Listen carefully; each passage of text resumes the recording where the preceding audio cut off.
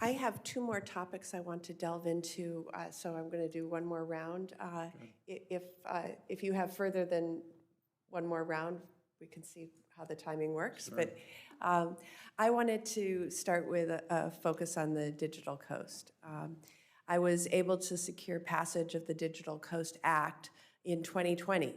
That bill was intended to enable local governments, businesses, and citizens to make informed decisions regarding coastal planning, resource management, and hazard mitigation. Dr. Spinrad, I understand that since the program came online, it has been instrumental in providing coastal communities with valuable geospatial data and tools and resources.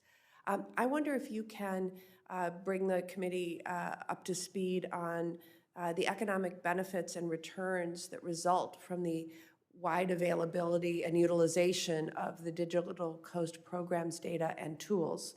Specifically, how does the program contribute to job creation, economic growth, and resilience of coastal communities?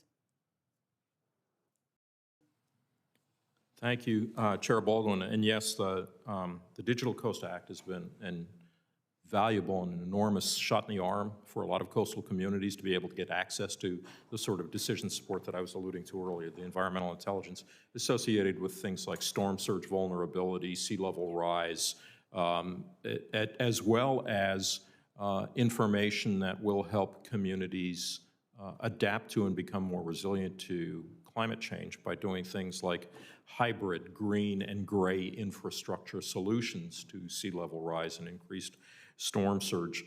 These resilience investments, what we have found, and we can certainly follow up with more information, is that typically $1 spent on resilience/adaptation in a coastal community returns anywhere from $6 to $12 in a number of different ways. Cost avoidance, from storm mitigation to job opportunities associated with enhanced ecotourism, for example, or increased real estate values. So we have undertaken a number of ocean economic studies, and we'd be glad to come brief your staff on what those look like specifically with regard to the use of the kind of tools that the Digital Coast Act made available. Thank you. And you've already opined what my next questions are going to be relating to coastal resilience.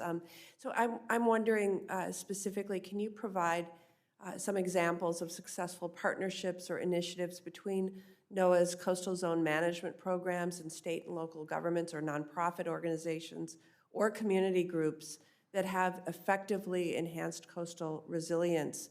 And how have these collaborations contributed to building resilient infrastructure, promoting ecosystem restoration, and supporting sustainable economic development?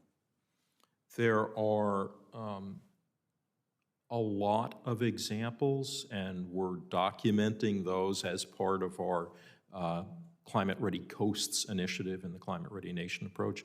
One that sticks out in my mind I'll bring up because it is a BIL-related investment is actually in Cape Cod with the Mashpee tribe in Cape Cod, who is looking at trying to build out a much more robust aquaculture industry for shellfish. And they had, I would say, a small operation going with the investments that we're now able to make in restoration in that area. We've been able to do, well, we will be able to do a couple of things. The restoration itself is going to support a conservation agenda. It's going to support tourism on Cape Cod, and it's also going to support the build-out of that particular shellfish industry for that tribe. Numbers to be determined, but having visited the spot, kicked the tires, walked the property with the tribal elders, I can tell you that that's just one example of the kind of return on investment that we're going to see from coastal resilience and adaptation funds. Thank you. Senator Sullivan.